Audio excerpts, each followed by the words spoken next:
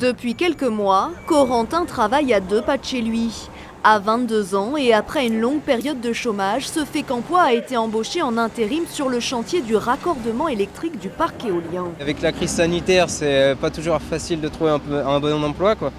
Donc oui, là je suis vraiment rassuré, quoi. Là j'ai un contrat de 2 ans actuellement. J'espère que ça aboutira, j'espère être embauché.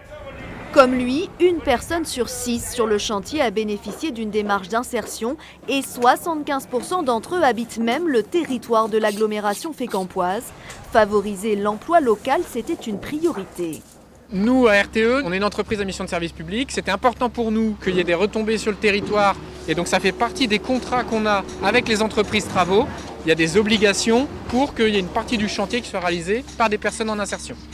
Pour faciliter toutes ces démarches et rapprocher entreprises et demandeurs d'emploi, une cellule insertion éolien a vu le jour. Son rayon d'action va de Fécamp au Havre en passant par Caux-Vallée de Seine. On est 3 facilitateurs sur notre territoire pour travailler avec toutes les structures qui accompagnent les demandeurs d'emploi. On fait aussi le lien avec sur les chantiers du Havre, sur Bouygues et Siemens Gamesa. Au total, on va avoir un volume d'heures d'insertion de 200 000 heures réparties sur à peu près 2 ans.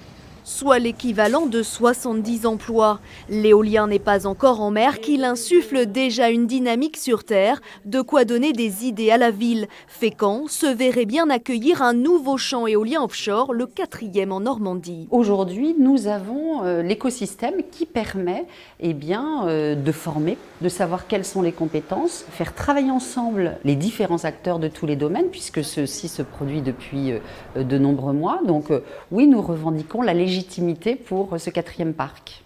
Il reste encore plus de 2 ans de travaux avant qu'une éolienne en mer ne tourne au large de la cité des Terre-Neuvas. Le lancement du premier parc fécampois est prévu à l'horizon 2023.